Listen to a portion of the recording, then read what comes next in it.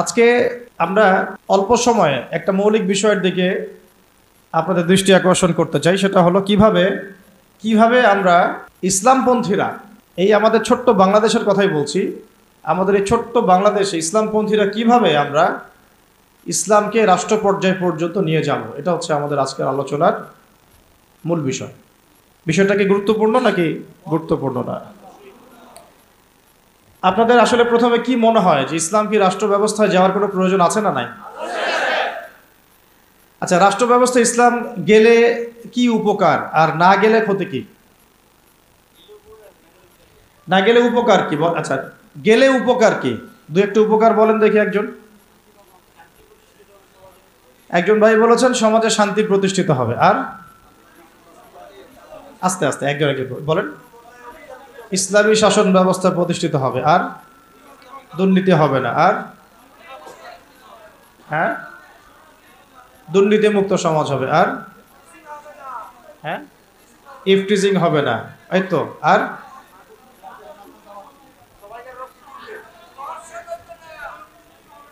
কোন কোরআন হাদিসের বাইরে কোনো বিধান থাকবে না। আচ্ছা, সকল ধর্মের অধিকার নিশ্চিত হবে। কত? হ্যাঁ, রাষ্ট্রের উন্নতি হবে, নামাজ কায়েম হবে, মাশাআল্লাহ। আর যাকাত প্রতিষ্ঠিত হবে, ইসলামী সমাজ বিনির্মাণ হবে। আচ্ছা, এখন বলেন দেখি, ইসলামী রাষ্ট্র ব্যবস্থা না থাকলে আমাদের ক্ষতি কি? হ্যাঁ, ইহুদি খ্রিস্টানের দালালি করতে হবে, আনুগত্য করতে হবে। আর ভারতের দাসত্ব করতে হবে, দুর্নীতি মুক্ত করা যাবে না, পাপাচার বেড়ে যাবে, জুলুম বেড়ে যাবে। আর হ্যাঁ, আমাদের ঈমান আমল তারা ধ্বংস করবে, নষ্ট করবে। আর কোরআনের কথা খোলামেলা বলা যাবে না। জি, পথভ্রষ্ট তো হবেই। আর কোনো? তার মানে আমি বুঝলাম যে আপনারা ইসলামী রাষ্ট্র ব্যবস্থা সম্পর্কে চিন্তা ভাবনা করেন তো নাকি? এখন আমাকে একটা উত্তর দেন যে এই যে ফজিলতগুলো আপনি বললেন আর এই যে ক্ষতিগুলো আমরা জানলাম, এগুলো কি বিগত 50 বছরে মানুষ জানে নাই? জানলে পরে কেন এখন পর্যন্ত ইসলাম রাষ্ট্র ব্যবস্থায় যায় নাই? এটা একটা গুরুত্বপূর্ণ প্রশ্ন না? এটা একটা গুরুত্বপূর্ণ প্রশ্ন না? আমরা তো জানি যে আসলে ইসলামী রাষ্ট্র ব্যবস্থা থাকলে এই ফজিলত হবে, আর না থাকলে এই বড় বড় ক্ষতিগুলো হবে। এটা জানার পরেও কেন আজ পর্যন্ত আমরা ওই জায়গায় যেতে পারলাম না? কেন? কি মনে হয় আপনাদের? একটা করে কারণ বলেন দেখি, কেন পারলাম না আমরা? একজন একজন করে বলেন, সবাইকে সুযোগ। ইমানি শক্তি দুর্বল, একতা নাই। মাশাআল্লাহ, ছোট একটা ছেলে অনেক মানে বড় একটা কথা বলেছে, একতা নাই। তারপরে দ্বীনি শিক্ষার অভাব, ভেরি গুড। তারপরে দুনিয়াবি, হ্যাঁ, প্রযুক্তিগত শিক্ষারও কিছু অভাব আছে। তারপরে লোভ, কিসের? ক্ষমতার। আচ্ছা, দুনিয়ার লোভ। আর বলেন, একটা মৌলিক কথাই তো বললেন না।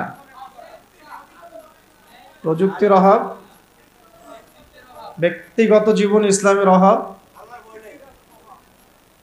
মৌলিক কিছু কথা অবশ্য আসছে না। যে আরো সুযোগ দিচ্ছি, বলেন দেখি। কোরআন শিক্ষার অভাব, জীবনী দাঁড়িয়েছেন, বলেন। ভোগবাদিতা। আর আচ্ছা, অনেক কারণ আছে, যাক আমি কারণগুলো বলবো, আপনাদের কাছ থেকে শুনছি আপনাদের অবজারভেশনটা কেমন। আমাদের যে একজন আদর্শ নেতা নাই, এটা তো বললেন না কেন? হ্যাঁ, একজন যিনি দিন প্রতিষ্ঠা করবেন বা যারা দিন প্রতিষ্ঠা করবেন রাষ্ট্রীয় পর্যায়ে, একজন লিডার তো লাগবে নাকি? নেতা না থাকলে কি, মানে আমির না থাকলে কি ইমারা আসে নাকি? তখন কি মানে সামউত আর বিষয় আসবে কিনা? তো তখন তো বায়াতও আসছে না। তো এইগুলো না থাকলে তো আবার ইকামতের দিনও হচ্ছে না রাষ্ট্রীয় পর্যায় পর্যন্ত। আচ্ছা, আমরা প্রথমে আগে আলোচনা করি যে খুব সংক্ষিপ্ত করে আর কি, ইসলামী রাষ্ট্র ব্যবস্থা এটা বলতে আগে কি বোঝায়। ঠিক আছে, একটা করে পয়েন্ট খুব অল্প করে বলবো, মনোযোগ ধরে রাখতে হবে। আর আশেপাশে অন্য ভাইকে ডিস্টার্ব করবেন না, অল্প সময়, বেশি সময় নিব না ইনশাল্লাহ আপনাদের সাথে। এক নাম্বার কথা হচ্ছে আমাদেরকে আগে বুঝতে হবে ইসলামী রাষ্ট্র কি আর অন ইসলামিক রাষ্ট্র কি। ঠিক আছে? উত্তর অল্প করে বুঝি। ইসলামী রাষ্ট্র বলতে এটা বোঝায় না যে একটা রাষ্ট্রের বেশিরভাগ মানুষ মুসলিম, এটাই ইসলামী রাষ্ট্রের সংজ্ঞা নয়। কথাগুলো বোঝার চেষ্টা করেন। আপনারা এখন এগুলো ফোনে নোট করতে পারেন, ফোনের মধ্যে নোট করতে পারেন, ছবি তুলবেন না, ফোনে নোট করতে পারেন। ইসলামী রাষ্ট্র কাকে বলে? যেই রাষ্ট্রের শাসন ব্যবস্থা শুধুমাত্র আল্লাহ এবং তার রাসূলের বিধান অনুযায়ী পরিচালিত হয় তাকে বলা হয় ইসলামী রাষ্ট্র। কি বললাম বলেন? ইসলামী রাষ্ট্র কাকে বলে? যেই রাষ্ট্রের শাসন ব্যবস্থা, মানে শাসন ব্যবস্থা বলতে রাজনীতি, অর্থনীতি, সমাজনীতি, শিক্ষানীতি, সংস্কৃতি এবং বাকি যত ক্ষেত্র আছে, প্রতিটা ক্ষেত্র যখন আল্লাহ এবং তার রাসূলের বিধান মাফিক পরিচালিত হবে তখন তাকে বলা হবে ইসলামী রাষ্ট্র ব্যবস্থা বা ইসলামী হুকুমত বা ইসলামী শাসন ব্যবস্থা। যদি একটা রাষ্ট্রের মধ্যে বেশিরভাগ মানুষ মুসলমান হয়, যেমন আমাদের রাষ্ট্র, বেশিরভাগ মানুষ কি মুসলিম না মুসলিম? কিন্তু সেই রাষ্ট্রে আল্লাহ পাকের বিধান বাস্তবায়িত না হয়, তাহলে আমরা সেটাকে ইসলামী রাষ্ট্র বলতে পারি না। সেটাকে আমরা বলতে পারি মুসলিম প্রধান দেশ। কি বলতে পারি? যেমন বাংলাদেশ একটা মুসলিম প্রধান দেশ, এটা ইসলামী রাষ্ট্র ব্যবস্থার দিকে এখনো যায়নি। আবার কোন একটা রাষ্ট্র যেখানে মুসলিমরা সংখ্যাগরিষ্ঠ নয়, মুসলিমরা সংখ্যাগরিষ্ঠ নয়, তারপরেও সেই রাষ্ট্রের মধ্যে আল্লাহর বিধান বাস্তবায়িত আছে, সেটা বলবো আমরা ইসলামী রাষ্ট্র। বুঝতে পারছি কথা? যেমন হচ্ছে মদিনা রাষ্ট্র। কোন রাষ্ট্র? নবী সাল্লাল্লাহু আলাইহি ওয়াসাল্লামের সেই মদিনা রাষ্ট্র। সেই মদিনা রাষ্ট্রে মুসলিমরা ছিলেন, আনসার সাহাবীরা ছিলেন, মুহাজির সাহাবীরা ছিলেন। আনসার সাহাবীদের দুইটা গোত্র ছিল, আওস এবং খাজরাজ। অনেকে জানেন, অনেকে হয়তো জানেন না, জেনে নেন। আনসার সাহাবীদের দুইটা গোত্র ছিল, একটা আওস এবং একটা খাজরাজ। তাদেরকে বলা হতো আনসার সাহাবী, যারা মক্কার হিজরতকারী সাহাবীদেরকে আশ্রয় দিয়েছিলেন। তাদেরকে কি বলা হয়? আনসার সাহাবী। আর মুহাজির সাহাবী কারা? যারা মক্কা থেকে হিজরত করে মদিনায় গিয়েছেন। তো আনসার এবং মুহাজিরদেরকে নিয়ে নবী সাল্লাল্লাহু আলাইহি ওয়াসাল্লাম একটা ভ্রাতৃত্বের বন্ধন, ঐক্যের বন্ধন গড়েছেন।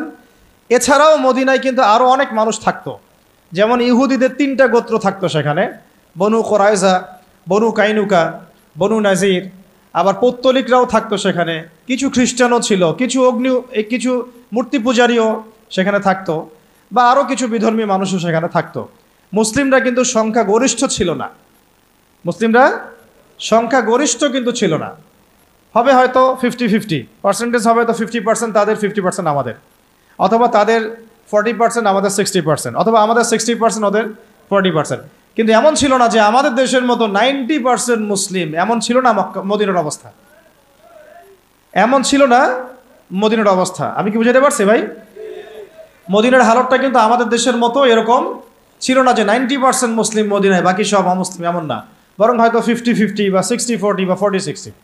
তারপরেও মদিনা রাষ্ট্রে যেহেতু আল্লাহ এবং তার রাসূলের বিধান দ্বারা সেই রাষ্ট্র পরিচালিত হয়েছে, এই জন্য আমরা মদিনা রাষ্ট্রকে বলি একটা প্রথম ইসলামিক রাষ্ট্র। মদিনা রাষ্ট্র কি ইসলামিক রাষ্ট্র ছিল, নাকি গণতান্ত্রিক, সেকুলার বা আমাদের মতো এই মানবরচিত সংবিধানে চলেছে? কোনটা? বুঝে কথা বলে। মদিনা রাষ্ট্র কি আল্লাহ এবং তার রাসূলের বিধান অনুযায়ী চলেছে? চলে নাই? নাকি গণতন্ত্র দিয়ে চলেছে, ধর্মনিরপেক্ষতা দিয়ে চলেছে, নাকি কমিউনিজম দিয়ে চলেছে, জাতীয়তাবাদ দিয়ে চলেছে, নাকি মানব রচিত সংবিধান দিয়ে চলেছে? কোনটা? এতটুকু তো জ্ঞান আমাদের থাকা উচিত। মদিনা রাষ্ট্র চলেছে আল্লাহ এবং তার রাসূলের বিধান মোতাবেক।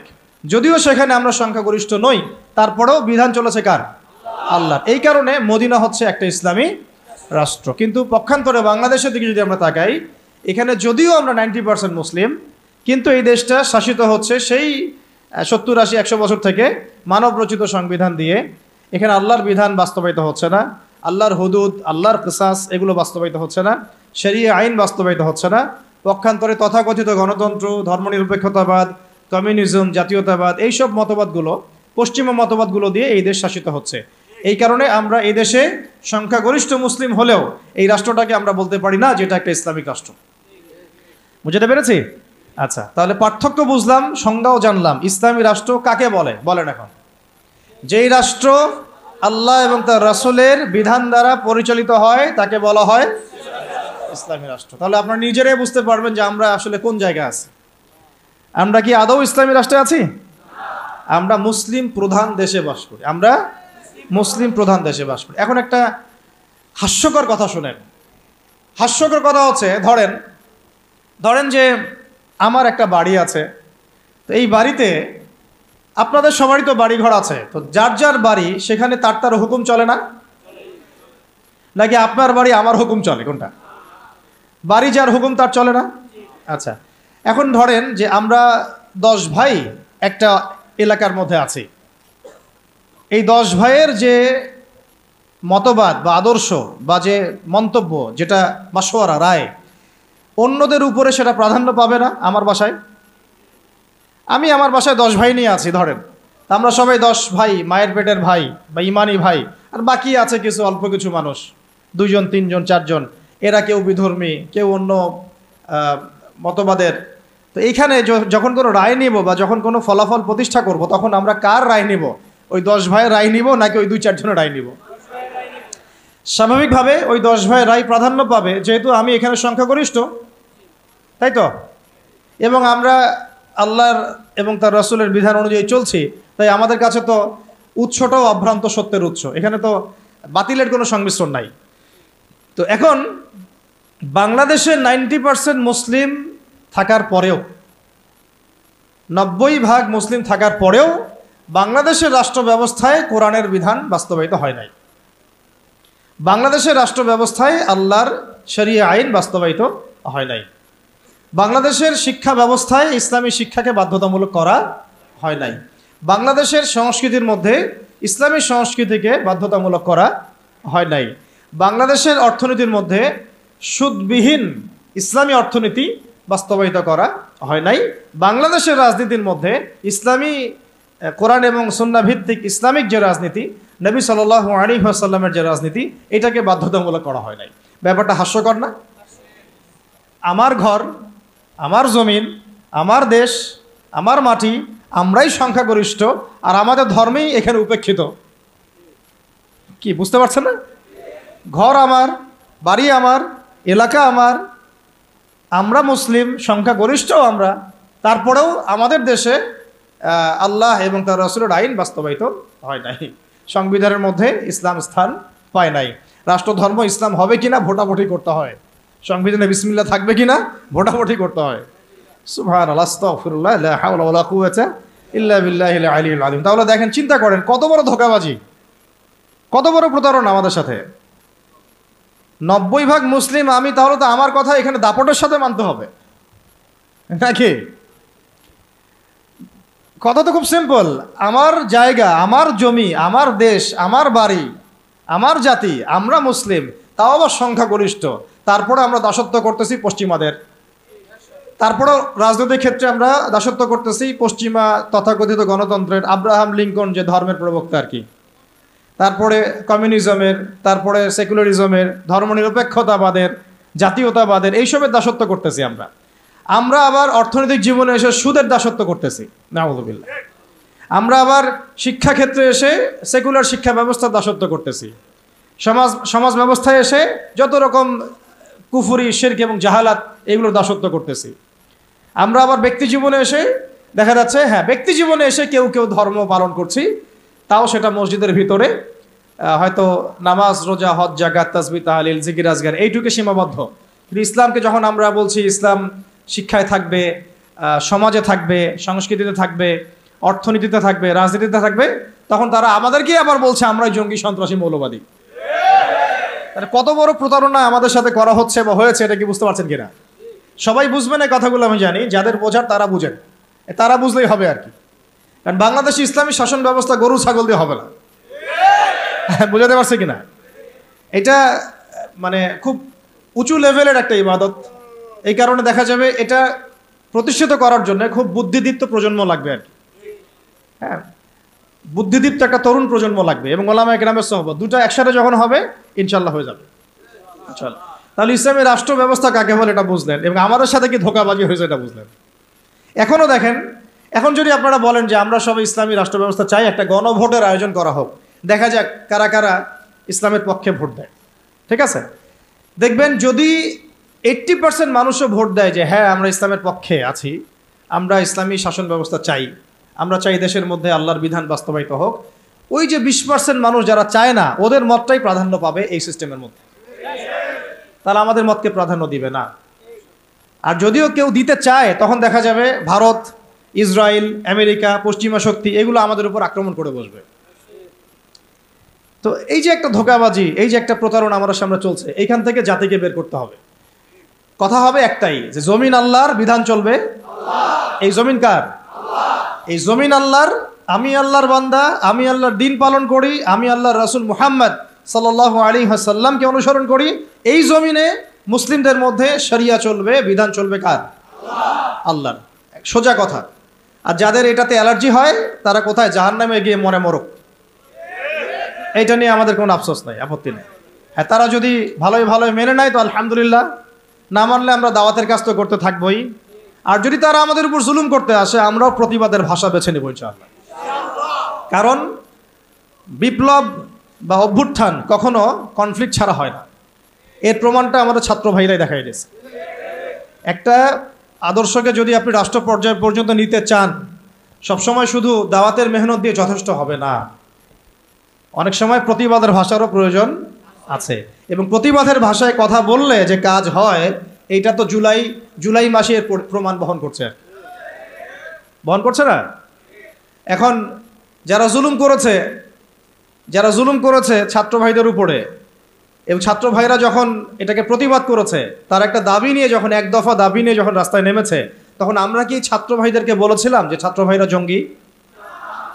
বুকে হাত দিয়ে বলেন তো, কেউ কি বলেছে এই ছাত্র ভাইরা সন্ত্রাসী, এই ছাত্র ভাইরা উগ্র? বলেছে কেউ? কেউ যদি বলে থাকেও, এই কথাটা কি সঠিক হবে না ভুল? এই কথাটা কি ইনসাফ হবে না জুলুম? বরং এই ছাত্র ভাইরা ছিল মাজলুম, তাদেরকে নির্বিচারে গুলি করে হত্যা করা হয়েছে। এর পরবর্তীতে তারা এই পদক্ষেপ নিয়ে রাস্তায় নেমেছে। প্রথমে তো তারা নামে নাই, নেমেছিল না। তো এখন একটা বিষয় খেয়াল করে দেখেন, গণতান্ত্রিক পদ্ধতিতে এইরকম কনফ্লিক্টগুলোকে কিন্তু আমরা জঙ্গিবাদ, সন্ত্রাসবাদ এগুলো বলি না। বলি? এই গণতান্ত্রিক পদ্ধতিতে এই ধরনের কনফ্লিক্টগুলোকে, এই যে কনফ্লিক্ট বুঝেন কি না? কনফ্লিক্ট মানে এই যে সংঘর্ষগুলা, এইগুলোকে কিন্তু আমরা জঙ্গিবাদ, সন্ত্রাসবাদ, মৌলবাদ বলছি না। কিন্তু এই ছাত্র ভাইদের জায়গায় যদি রাস্তায় আমি, আপনি, ওলামায়ে কেরাম থাকতাম, তাহলে আমাদেরকে তারা বলতো এরা মৌলবাদী, জঙ্গি এবং সন্ত্রাসী। ধোঁকাবাজি বুঝতে পারছেন? ঠিক এই ঘটনাটাই ঘটেছিল শাপলা চত্বরে। এরকমই ঘটনা। ওই সময় তো ছাত্র ভাইরা আমাদের সাথে ভেবে ছিলেন না, ছিল শুধু ওলামায়ে কেরাম এবং তুল্লাব যারা, তারা ছিলেন। কথা হচ্ছে তখন কিন্তু আমাদেরকে জাতির সামনে এবং পুরো বিশ্ব মিডিয়া উপস্থাপন করা হলো যে এরা উগ্র, এরা জঙ্গিবাদী, এরা সন্ত্রাসী, তাই না? বহুজনের ঘাড়ে 10টা-20টা করে মামলা ঝুলা দেওয়া হলো, কত ভাইকে শাপলা চত্বরে নির্মমভাবে গুলি করে হত্যা করা হলো। তো এই যে বিষয়গুলো, ইসলামকে কিভাবে তারা সমাজ থেকে সংকীর্ণ করে, এটা আপনাদেরকে বুঝতে হবে। যখন ইসলামের প্রশ্ন আসে, তখন তারা আমাদের উপর এমন জুলুমের স্টিম রোলার চালায় যেটা আবু জেহেলও করে নাই। কিন্তু গণতান্ত্রিক পদ্ধতিতে যখন তারা কোনো কনফ্লিক্টে যায়, তখন তারা কিন্তু এটাকে জঙ্গিবাদ, সন্ত্রাসবাদ বলছে না। বরং আমরা বলছি ছাত্র ভাইরা সাহসিকতার পরিচয় দিয়েছেন এবং তারা ছিলেন এখানে সবচেয়ে হকপন্থী। তারা হকপন্থী ছিলেন না বিপরীত পক্ষ হকপন্থী ছিল? তো এখন হকের তো বিজয় হলো, এটাও তো দেখলাম। আর বিজয়ের সময় কি তারা শুধু দাওয়াত দিয়েছে? যখন তাদেরকে মেরেছে, তারা কি বলেছে ভাই আর মারিয়েন না, আল্লাহর রাস্তায় আর মারিয়েন না? নাকি তারাও দু একটা লাঠিসোঁটা নিয়ে প্রতিবাদ করেছে? কোনটা? আর এই প্রতিবাদটাই যদি আবু আদনান করতে যাইতো তাহলে সমস্যা ছিল। এই প্রতিবাদটাই যদি আমাদের ওলামায়ে কেরাম করতেন তাহলে সমস্যা ছিল। এই প্রতিবাদগুলো যদি আমরা বেশি না, ওই যে কুরবানির জবাই করা ছুরিগুলো নিয়ে বের হইতাম, তাহলে অবস্থা খারাপ ছিল। অস্ত্র শস্ত্র তো না, এগুলি কি অস্ত্র? সবার বাসায় আছে না কুরবানির গরু জবাই করা ছুরি? তারা বের হয়েছে কি নিয়ে? সাউন্ড গ্রেনেড নিয়ে, মেশিন গান নিয়ে, AK-47 নিয়ে শুয়ে শুয়ে গুলি করতেছে আর বলতেছে যে 5টারে মারলাম, 10টারে মারলাম। ভিডিওগুলো দেখেন নাই? তো এর বিপরীতে ছাত্র ভাইরা কি নিয়ে বেরোছে? লাঠি সোটা, ইটপাট কেলেই তো। এই তো এমনকি ওই যে আপার অনুসারী যারা ছিল, তারা যে অস্ত্রশস্ত্রগুলো নিয়ে শোডাউন করেছিল আর কি, সেগুলোও কি ছাত্র ভাইদের কাছে ছিল কি? ছিল না। এমনকি মেয়েদেরকেও মার খেতে হয়েছে, তাই না? কথা হচ্ছে এর এর যদি 10% ওলামায়ে কেরাম কেউ করতো, তাহলে সারা দুনিয়া জুড়ে একটা ইস্যু তৈরি করা হতো যে বাংলাদেশ একটা মৌলবাদী রাষ্ট্র হয়ে গেছে। আপনাদেরকে বিশ্বের এই দাজ্জালীয় সভ্যতার এই ষড়যন্ত্রগুলো বুঝতে হবে, দাজ্জালীয় সভ্যতার বৈশ্বিক এই ষড়যন্ত্রগুলোকে বুঝতে হবে। এই সমস্যাটা শুধু আমাদের আঞ্চলিক সমস্যা না, এটা একটা বৈশ্বিক সমস্যা। যখনই মুসলিমদের উপর জুলুম হয়, মুসলিমরা যদি মার খায়, মার খাওয়া অবস্থাতেও তাদেরকে বলা হয় সন্ত্রাসী জঙ্গি। আর যদি তারা প্রতিবাদের ভাষা বেছে নেয়, তাহলে তো সারা বিশ্ব মিডিয়া ফলাও করে প্রচার করে যে এই মুসলিমরা জঙ্গি, সন্ত্রাসী, এরা উগ্রবাদী, এরা রাষ্ট্রে অস্থিতিশীলতা সৃষ্টি করতে চায়, এদেরকে রাষ্ট্র থেকে হটাও, এদেরকে গুম করো, এদেরকে খুন করো, এদেরকে ক্রস ফায়ারে দিয়ে দাও। এইভাবেই জুলুম করা হয়েছে আমাদের সাথে বিগত প্রায় 50 বছর থেকে। তাই নামকা ওয়াস্তে শুধু মুসলিম রাষ্ট্র না, আমরা চাই একটা পরিপূর্ণ ইসলামী রাষ্ট্র। যতদিন পর্যন্ত পরিপূর্ণ ইসলামী রাষ্ট্র এবং শাসন ব্যবস্থা কায়েম না হচ্ছে, ততক্ষণ উলামায়ে কেরামদের দুর্দশাও দূর হবে না, আমাদের দুর্দশাও দূর হবে না, আল্লাহি দূর হবে না। বরং ওরা মসজিদ মাদ্রাসাগুলো পর্যন্ত নিয়ন্ত্রণ করতে থাকবে। নিয়ন্ত্রণ করে নাই তার আগে? এমনকি জুমার খুতবায় চিঠি পাঠায় দেওয়া হতো যে এই যে এই বিষয়ে আলোচনা করবেন, বাকি ডানে বামে যেন কথা না যায়। প্রত্যেকটা মসজিদে ডিজিএফআই বসে থাকতো, এনএসআই বসে থাকতো, ডিবির লোকজন বসে থাকতো।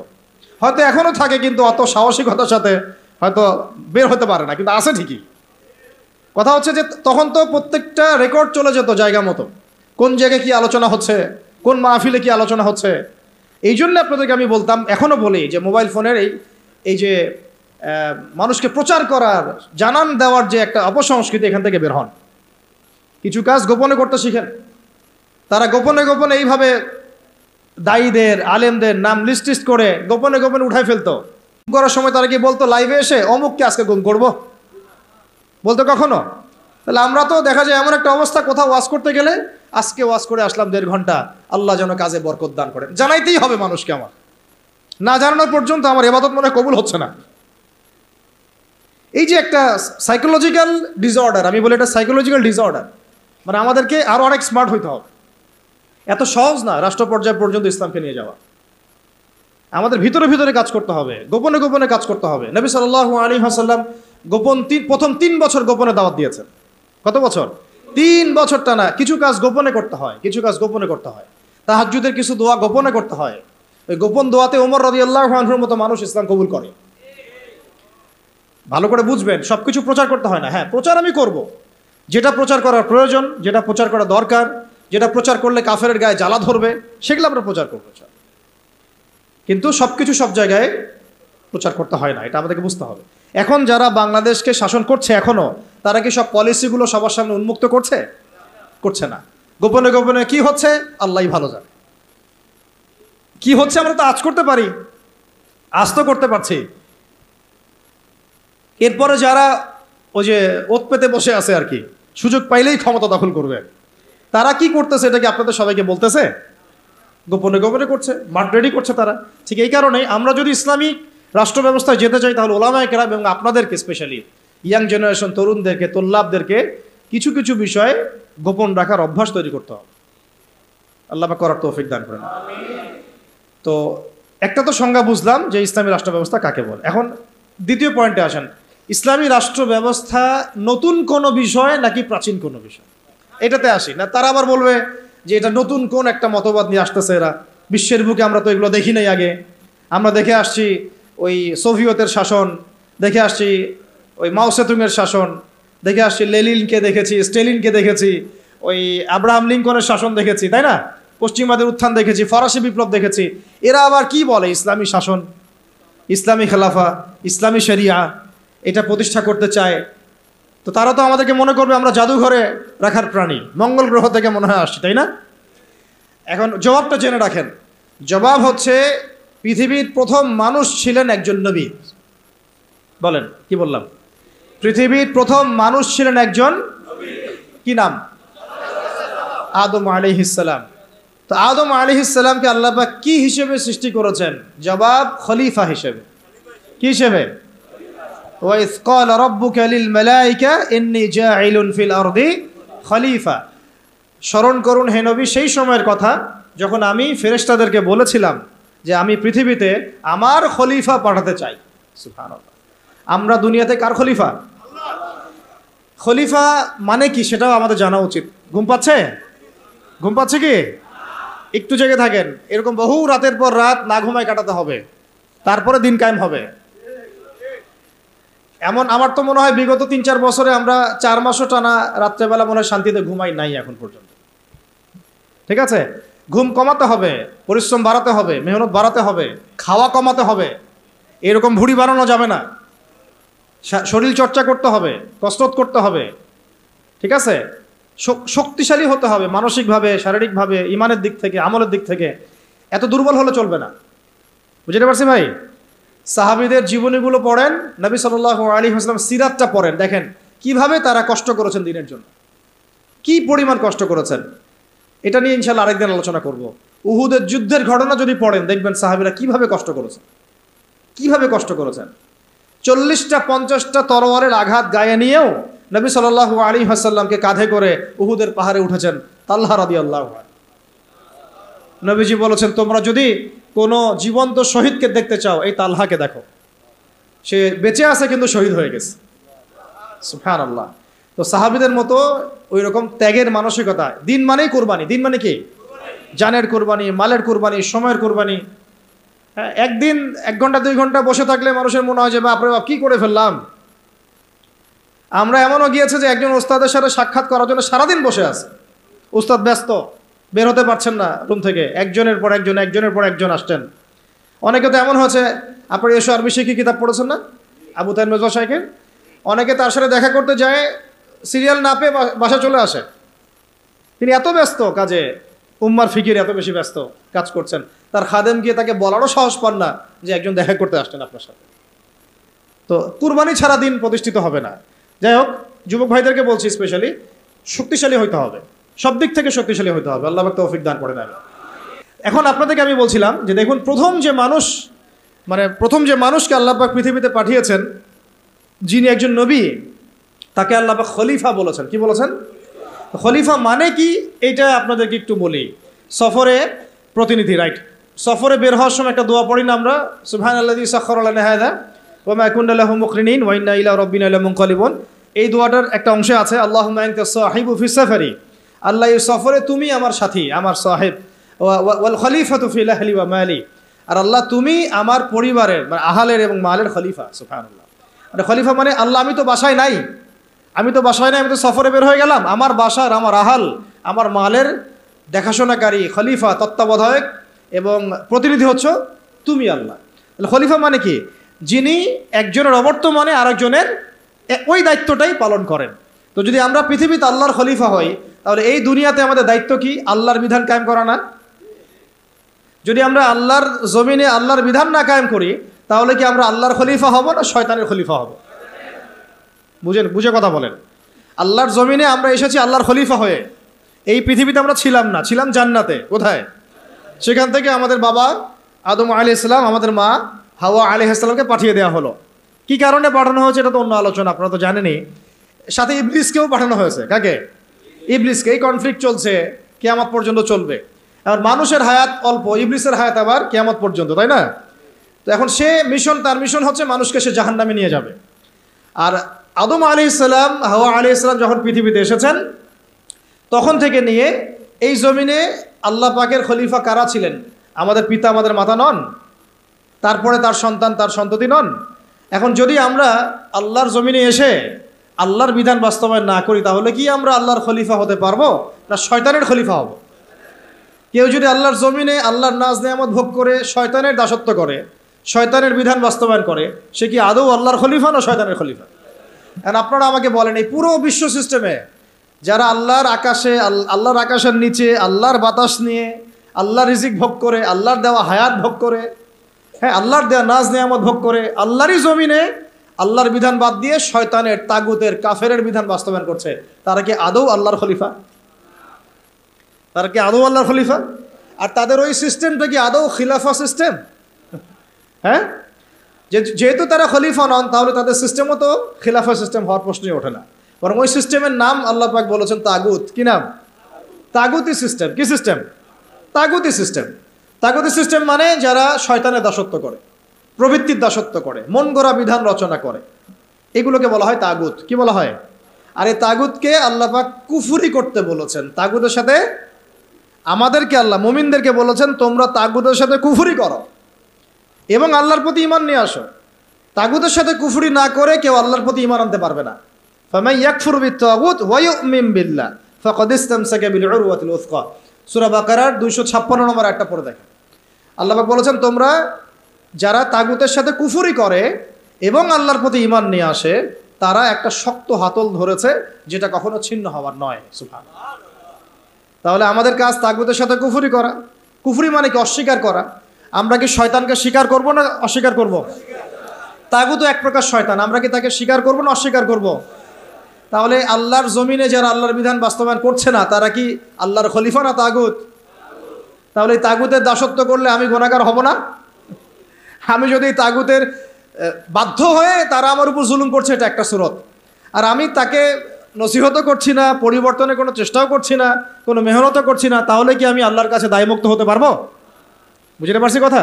একটা সুরত তো হচ্ছে কাফের তাগুত অনেক শক্তিশালী, আমাদের উপরে জুলুম করছে, নির্যাতন করছে, ওই মাক্কি যুগের মতো, নবী সাল্লাল্লাহু আলাইহি ওয়াসাল্লাম যখন মক্কায় ছিলেন তখনকার যুগের মতো, সেটা একটা সুরত। তখনও তারপরেও দাওয়াত চলেছে, তাবলিগ চলেছে, হক স্পষ্ট করা হয়েছে, ইজহার করা হয়েছে, মার আসলে সবর করা হয়েছে। এটা তো একটা চেষ্টা ছিল, বিপ্লব ছিল সমাজটাকে পার্থক্য করে দেওয়ার। এখন আমরা যদি সেটাও না করি আর ওই তাগুতকে পরিবর্তনের চেষ্টাও না করি তাহলে কি আমরা আল্লাহর কাছে কালকে আমাদের মাঠে পার পেয়ে যাবো কি? ওজোর কোনো থাকবে? তাই আমাদের অবশ্যই উচিত ইসলামী রাজনীতিতে অংশগ্রহণ করা। সেটা কোন সুরতে হবে সেটা আলাদা আলোচনা, সেটা কিভাবে হবে সেটা আলাদা আলোচনা, কিন্তু পলিটিক্যাল ভিউ এবং ভিশন থাকতে হবে।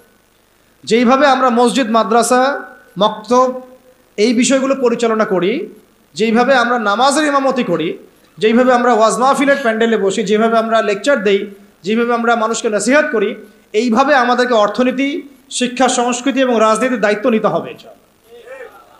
নিতে হবে কি না? নিতে হবে। এবং এই দায়িত্ব নেওয়ার সবচেয়ে যোগ্য মানুষ তারাই যারা ওলামায়ে কেরাম। এই দায়িত্ব নেওয়ার সবচেয়ে যোগ্য মানুষ কারা? ধরেন এখানে 10 জন, এটা আরেকটা আফসোসের কথা ভাই, এই অংশটা বুঝতে হবে। এখানে ধরেন 10 জন ভাই বসে আছেন, কেউ আলেম নন, জেনারেল লাইনের ছাত্র, তালেবে ইলম নন, আমরা তালেবে ইলম বলতে যা বুঝাই সেটাও নন। আর 2 জন ভাই আছেন আমাদের এখানে আলেম, মাশাআল্লাহ, নামাজের আজান দেওয়া হলো, একামত এবং ইমামতি হবে। তো একামত, আজান এবং ইমামতি এই 3টা কাজ কি আমি ওই 10 জন ব্যক্তিকে দিব না ওই 3 জন ব্যক্তিকে দিব? 3 জনের একজন হয়তো আজান দিবেন, একজন হয়তো একামত দিবেন, বা যিনি আজান দিবেন তিনি একামত দিবেন, আর একজন ইমামতি করবেন, তাই না? তাহলে আমি মসজিদের মধ্যে ইমামতির দায়িত্ব কেন জেনারেল ভাইকে দিলাম না? কেন ওই ভাইকে দিলাম না? কারণ আমি জানি তার তেলাওয়াতে ভুল হতে পারে, তার কেরাতে ভুল হতে পারে, কেরাতে এমন ভুল হতে পারে যে অর্থ পার্থক্য হয়ে যাচ্ছে, অর্থ বিকৃত হয়ে যাচ্ছে, হতে পারে। তো স্বাভাবিক, এটাই হবে হয়তো বা, ইল্লা মাশাআল্লাহ। এটা চিন্তা করে নামাজ বাঁচানোর স্বার্থে, ওই ওয়াক্তের নামাজ বাঁচানোর স্বার্থে, মুসল্লিদের নামাজ যেন নষ্ট না হয় এই স্বার্থে, এবং শরীয়ী হক আদায় করে আমি একজন আলেমকে সামনে এগিয়ে দিলাম, তাই তো? কিন্তু এই কাজটা আমি শিক্ষানীতির মধ্যে করছি না, এই কাজটা আমি ইসলামী অর্থনৈতিক ব্যবস্থা বা রাষ্ট্রীয় অর্থনৈতিক ব্যবস্থার মধ্যে করছি না, এই কাজটা আমি সমাজনীতির মধ্যে আনতে পারছি না, এই কাজটা আমি রাষ্ট্র ব্যবস্থা আনতে পারছি না। যেই কিছু অযোগ্য মানুষকে আমি ইমামতির দায়িত্ব দিলাম না, তাদের চাইতেও 1000 গুণ অযোগ্য মানুষকে আমি রাষ্ট্রের দায়িত্ব দিয়ে বসে আছি। এটা আফসোস না? এটা আফসোসের বিষয় না? মনে করেন আমি এখানে বসে আছি এবং আমাদের ওস্তাদরা এখানে বসে আছেন, আমি তো নিজেই কখন ইমামতি করতে যাব না। কেন যাব না? এখানে আরও যোগ্য মানুষ আছেন, তাই তো? তাহলে আমাদের মধ্যেই যদি এভাবে আমরা এড়িয়ে যাই, আমরা যোগ্য মানুষের সামনে ঠেলে দেই, কিন্তু রাষ্ট্র চালানো একটা বিশাল কাজ, যার মধ্য দিয়ে 16 কোটি মানুষের ভাগ্য নির্ধারিত হচ্ছে। মানে ভাগ্য বলতে বোঝাচ্ছি ভালো মন্দ, জুলুম, ইনসাফ, এই বিষয়গুলো নির্ধারিত হচ্ছে না রাষ্ট্র ব্যবস্থার মধ্য দিয়ে। তো এই দায়িত্বটা আমি আবার কিছু অযোগ্য মানুষের হাতে দিয়ে নিশ্চিন্তে বাসায় গিয়ে ঘুমাচ্ছি। এটা তো আমাদের একটা অদূরদর্শিতা না? এই জন্য আমাদের সবাইকে একটা পলিটিক্যাল ভিশন এখন রাখতে হবে। আগে যা হয়েছে, যখন যেটা বুঝি নাই, এখন মসজিদ, মাদ্রাসা, মক্তব যেভাবে আমরা চালাই সাফল্যের সাথে, সেইভাবে আমরা সমাজ চালাবো ইনশাআল্লাহ, সেইভাবে আমরা ইনশাআল্লাহ অর্থনীতিও চালাবো ইনশাআল্লাহ, আজ হোক আর কাল হোক রাষ্ট্র চালাবো ইনশাআল্লাহ। এবং আমরা আমাদের তরুণ ভাইদেরকে সাথে নিব, প্রতিভাবান ভাইদেরকে সাথে নিব, তুল্লাবদেরকে সাথে নিব, যারা সাহসী তাদেরকে সাথে নিব। আমাদের মধ্যে যারা অমুসলিম কিন্তু আবু তালেবের মতো আমাদের কাছে ওই ভূমিকা রাখবে, প্রয়োজনে সেই মানুষদেরকে আমরা স্পেস দিব ইনশাআল্লাহ। আবু তালেব আমাদেরকে সাহায্য করেন নাই মক্কায়? করেছেন কি না? তো যদি অমুসলিমও হয় কিন্তু আবু তালেবের মতো হয়, কোনো সমস্যা নাই।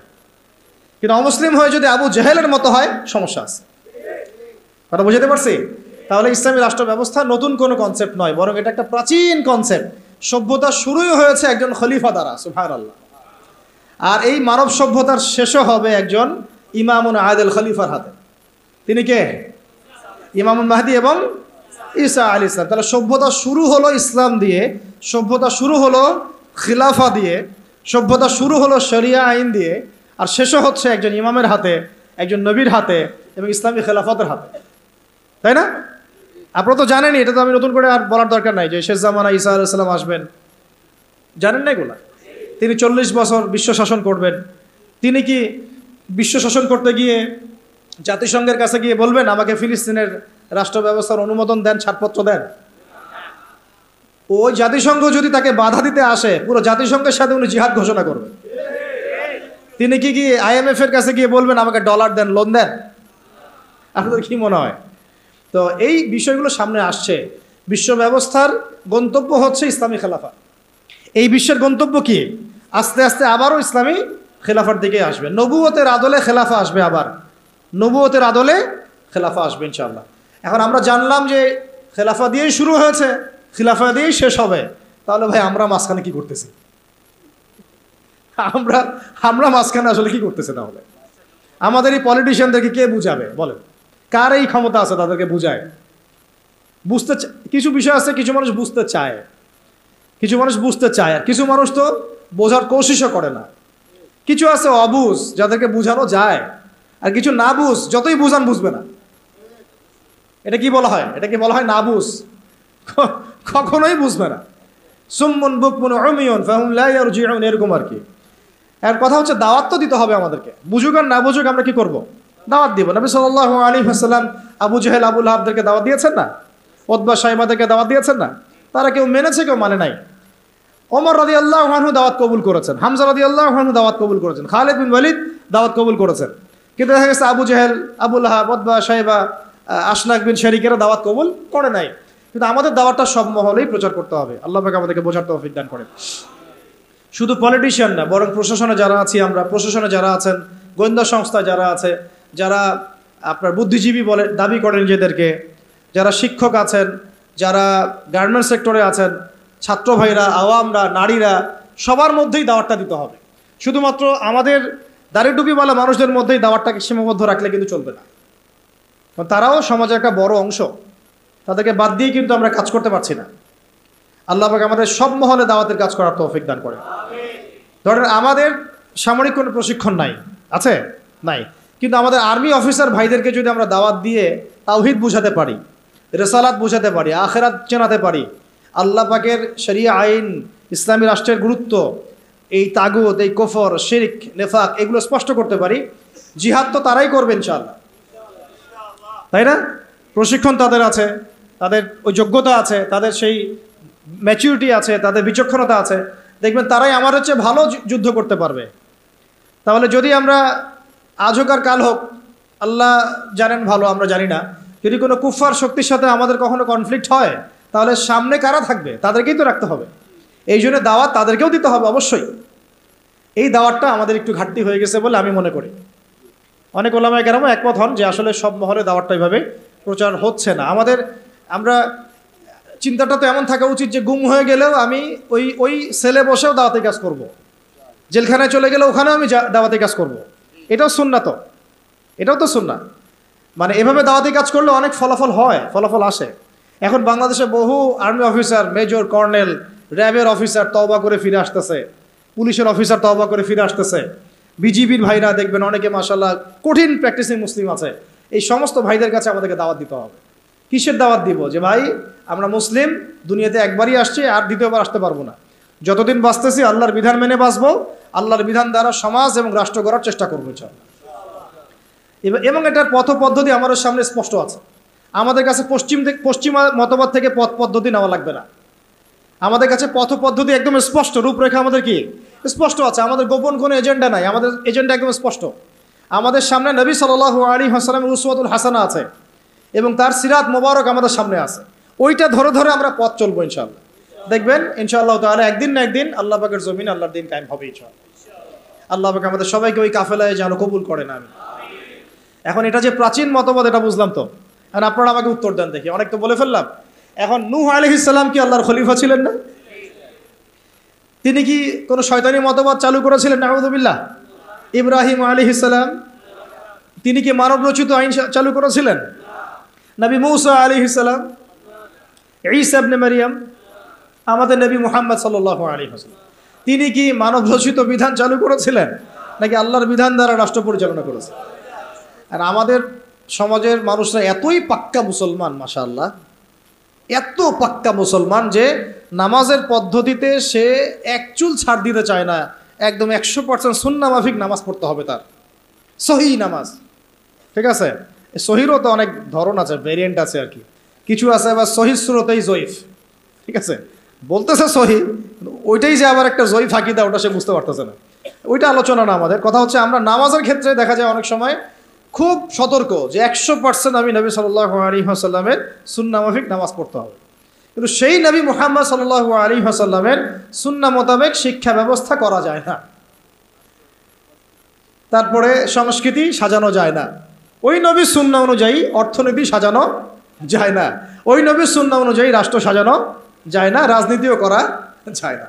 তো এই যে একটা জাহালাত, দেখেন কত মুসলিম, কত পাক্কা মুসলমান আমরা। আমাদের চেয়ে বড় মুসলমান কি আছে নাকি পৃথিবীতে কোথাও? হ্যাঁ বলেন।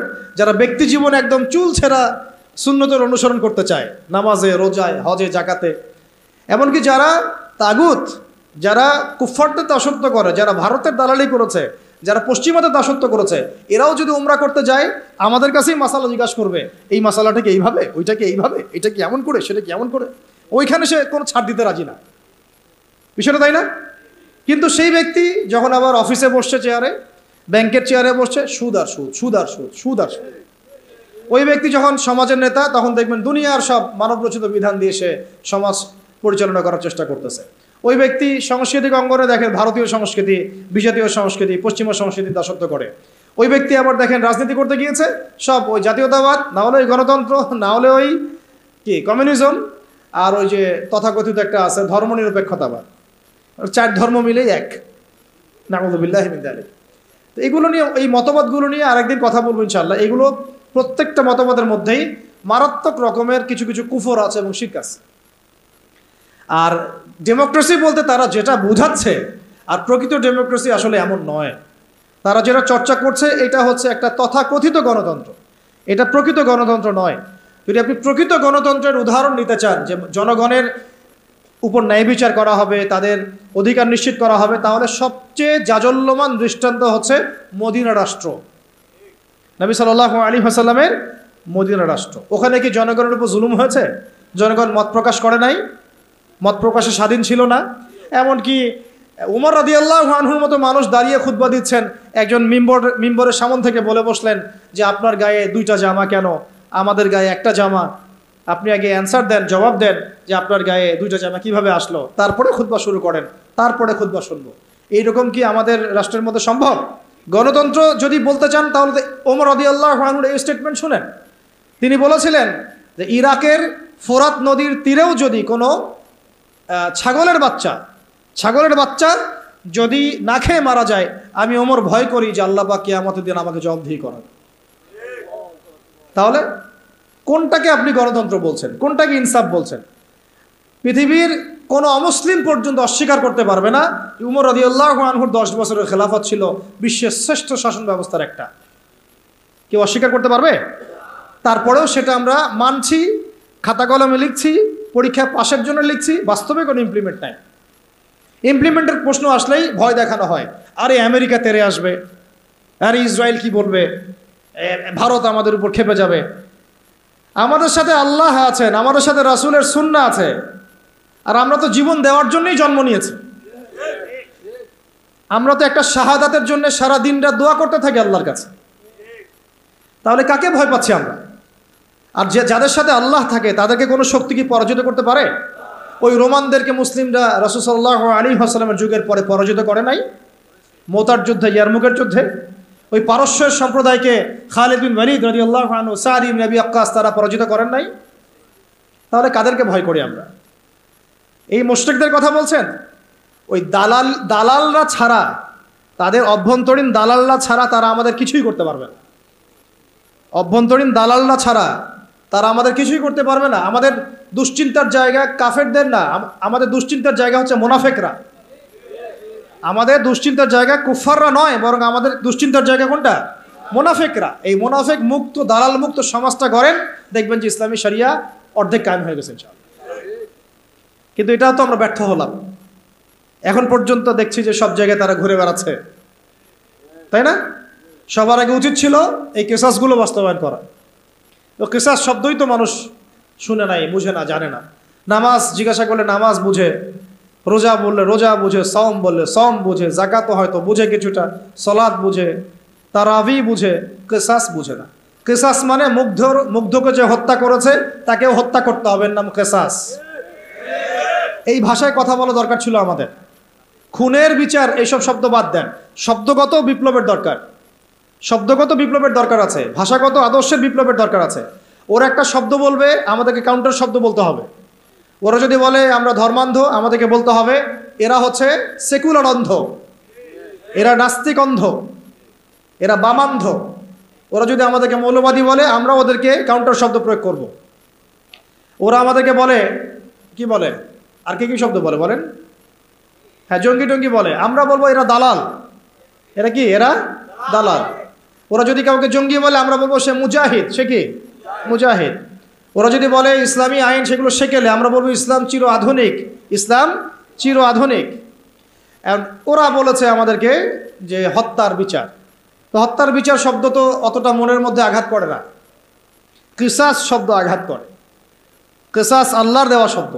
চোখের বদলে চোখ, দাঁতের বদলে দাঁত, জানের বদলে জান। এটা কি বাস্তবায়িত হয়েছে? আপনারাই বলেন তো, এই জুলাই বিপ্লবের পরেও কি হয়েছে? অথচ আমরা গতকালকে নিউজে দেখলাম সিরিয়াতে কয়দিন আগে একটা ঘটনা ঘটেছে, দেখলেন না? যে সিরিয়ার বাশার আল আসাদ এর পতন ঘটিয়ে মুজাহিদ ভাইরা সেখানে গিয়েছে এবং সেটা আলহামদুলিল্লাহ সেটাকে আবার পুনরুদ্ধার করতে সক্ষম হয়েছে। এই 24 দিনের মধ্যে তারা ওদের 36টা বড় বড় যারা জালেম ছিল ওদের বিচার করা শেষ ওদের। আর আমার দেশে কত বছর লাগতে পারে এগুলো করতে? এই যে জিনিসগুলো কেন হচ্ছে না, কেন হবে না? কারণ আমরা ইসলামী শরিয়া বা ইসলামী আইনটাকে বাস্তবায়ন করতে পারি নাই। ইসলামী শরিয়া আইন থাকলে এটা ইনস্ট্যান্ট ব্যাপার ছিল, ইনস্ট্যান্ট, দেন অ্যান্ড দেন কেসাস। খুন করেছো, ধরে নিয়ে আসা হবে, তার পরিবারকে আনা হবে, আর হত্যাকারীকে আনা হবে, পরিবারকে জিজ্ঞাসা করা হবে তোমার ওই সন্তানকে অমুক হত্যা করেছে, সাক্ষী আছে, প্রমাণ আছে, সব আমাদের কাছে দলিল প্রমাণ মওজুদ। তুমি কি তাকে মাফ করতে চাও? তুমি কি তাকে মাফ করে মুক্তিপণ নিতে চাও, না তার কেসাস চাও? দুটো অপশন দেওয়া হবে।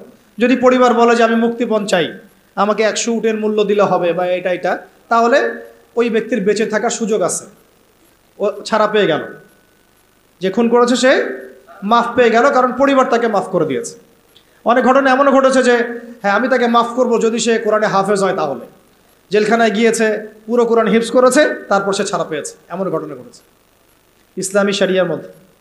আর যদি সে বলে না আমি আমার ছেলের বিচার চাই, কেসাস চাই, যেভাবে আমার ছেলেকে হত্যা করা হয়েছে ঠিক সেইভাবে আমি তার কেসাস চাই, ওইভাবেই ইসলামী আদালত তার কেসাস বাস্তবায়ন করবে।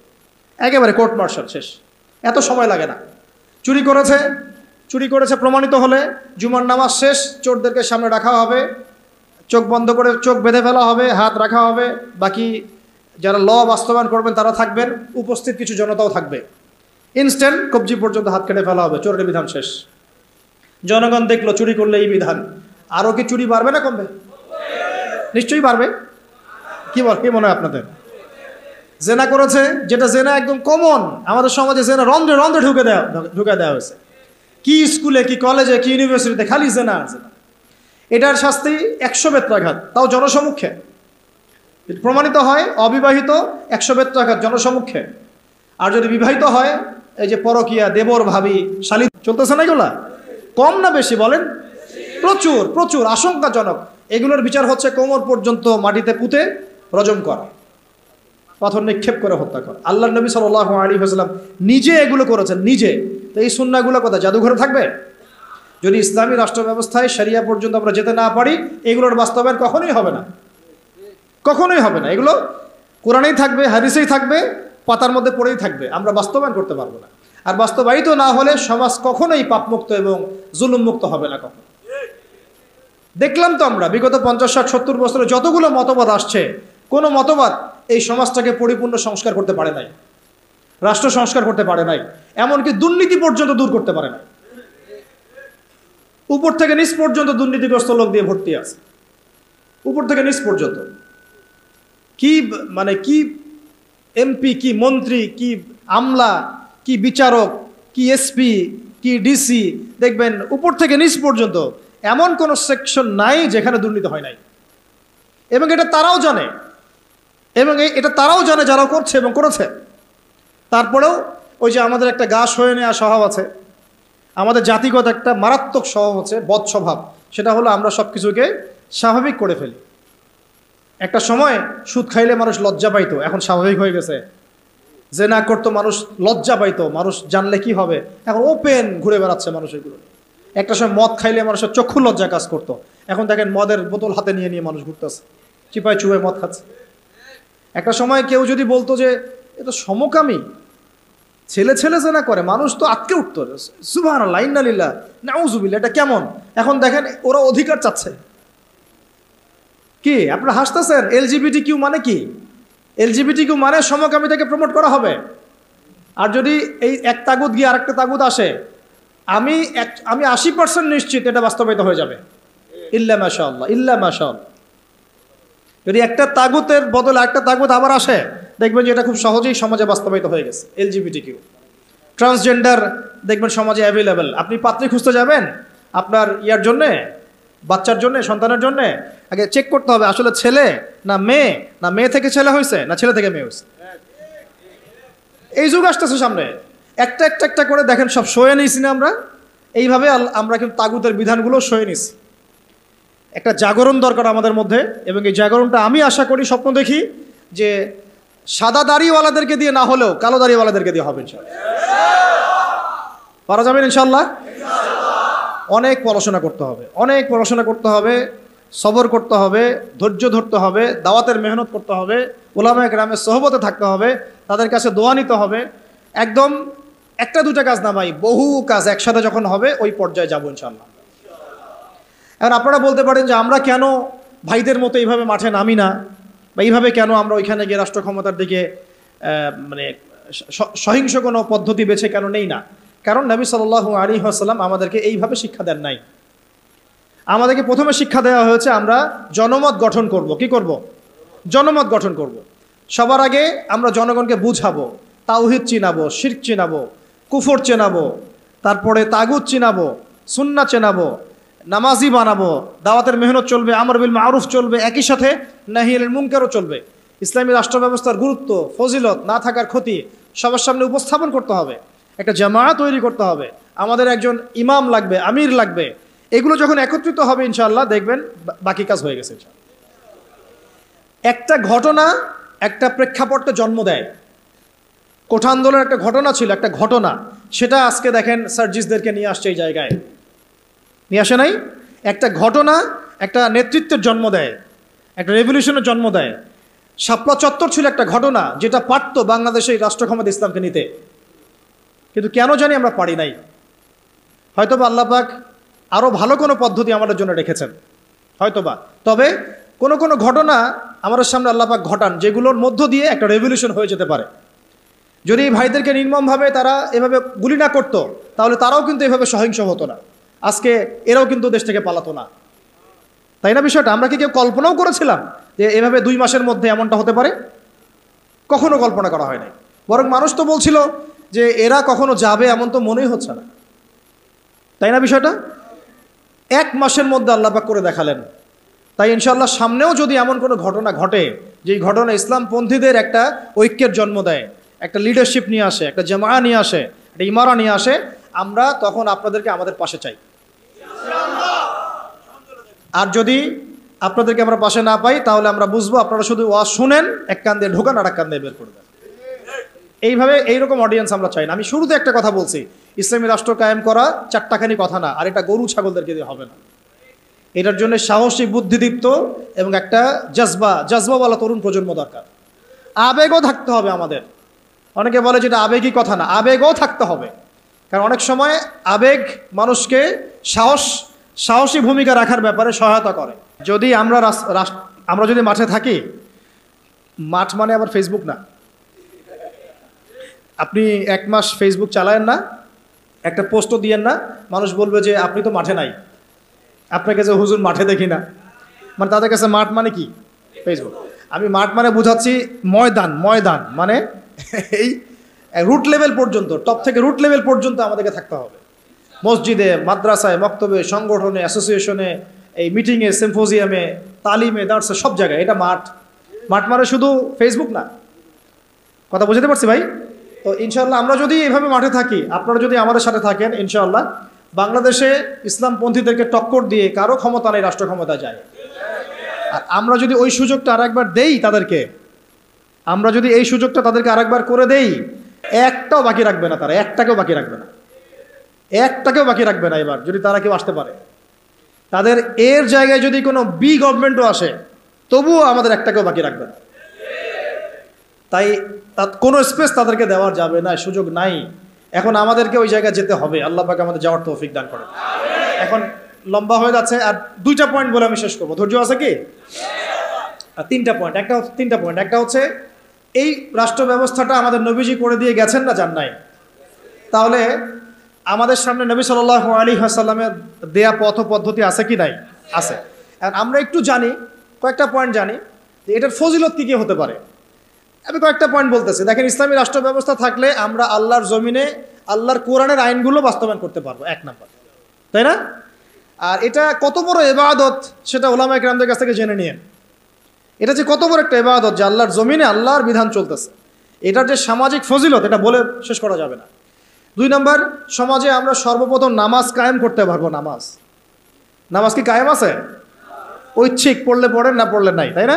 কিন্তু মাস্ক আপনাকে পড়া লাগবে করোনা হইলে, তাই না? বিষয়টা সরকার বলবে মাস্ক পড়তে হবে, না হলে তো জরিমানা। কিন্তু আপনি নামাজ বাধ্যতামূলক মুসলিমদের করা হচ্ছে না। কিন্তু ইসলামী শাসন ব্যবস্থা থাকলে নামাজ বাধ্যতামূলক, মুসলিমদের কথা বলছি, বালেগ যারা নামাজের যোগ্য হয়েছেন। তারপরে পর্দার বিধানটাকে আমরা বাস্তবায়ন করতে পারব। সমাজে ফিতনা কমে যাবে, জেনা কমে যাবে, ব্যভিচার কমে যাবে, যত রকম এই যে স্টার জলসা, জি বাংলা, পর্নোগ্রাফি, হাবিজাবি যা আছে, এইগুলোকে আমরা বন্ধ করে ফেলতে পারবো কি না? তারপরে জাকাত ভিত্তিক অর্থ ব্যবস্থা আমরা চালু করতে পারবো।